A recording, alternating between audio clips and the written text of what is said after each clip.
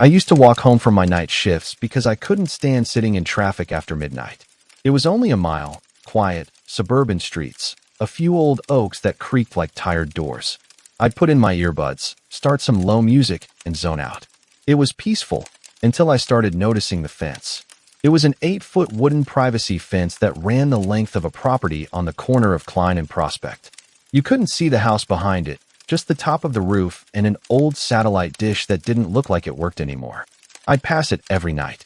The first time I saw movement behind it, I thought it was an animal.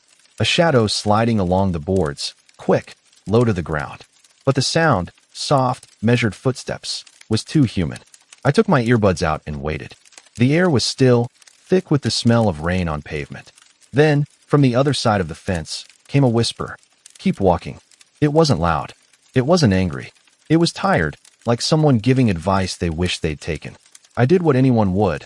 I walked faster. When I got to the end of the block, I turned back. Nothing.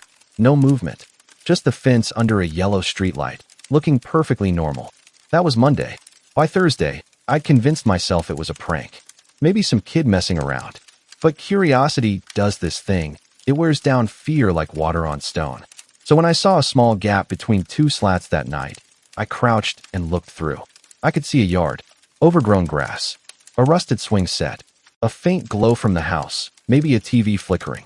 Then something shifted in the dark, a shoulder, a bit of movement. Someone was standing halfway behind a tree. He was facing me. I jumped back so fast my headphones yanked from my phone. I didn't even check if he moved. I just walked home fast enough to break a sweat. Friday, I told a coworker about it. He laughed, said I should record it for TikTok. I laughed too, but something about saying it out loud made it feel heavier. That night, I walked home early, around 10. The streetlights were out from a power cut, so the only light came from my phone flashlight bouncing off the wet asphalt. As I passed the fence, I realized I couldn't hear my own footsteps, just the sound of breathing. Not mine.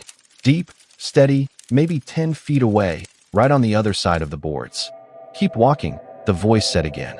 Same tone. Calm. Tired. I started running. I didn't look back until I hit my driveway. The next morning, I checked Google Maps for the house behind that fence. The lot showed up blank. No house number, no name, just an outline of land. I tried to let it go. For a week, I even drove to work. But one night my car broke down, dead battery, and I had to walk again. It was late, almost 2 a.m. The kind of quiet where you can hear your pulse in your ears. When I reached the corner of Klein and Prospect, the fence was gone. Just gone. No boards, no posts, nothing but flattened dirt where it had been. The yard behind it looked smaller now, like it didn't fit the space. A single lamp burned in a window of the house that shouldn't exist. And in the glow of that lamp stood the same man I'd seen behind the tree. I couldn't move. He didn't look dangerous. He looked tired. His face pale, clothes dirty, eyes sunken like someone who hadn't slept in years. Then I saw it, something about his mouth. It wasn't moving when he spoke, but I still heard him. "Keep walking." I turned and ran until I saw my porch light. My chest hurt from holding my breath. The next day, I went back in daylight. The house wasn't there, just an empty lot with wild grass. I asked an older neighbor about it. She frowned. That place burned down in the 90s. Nobody rebuilt. Kid died in there. They found him by the fence. She said it like it was nothing, like the story had been told too many times to matter. I don't walk home anymore, but sometimes, even from my window, I swear I hear the faint scrape of wood, like someone rebuilding a fence that shouldn't be there.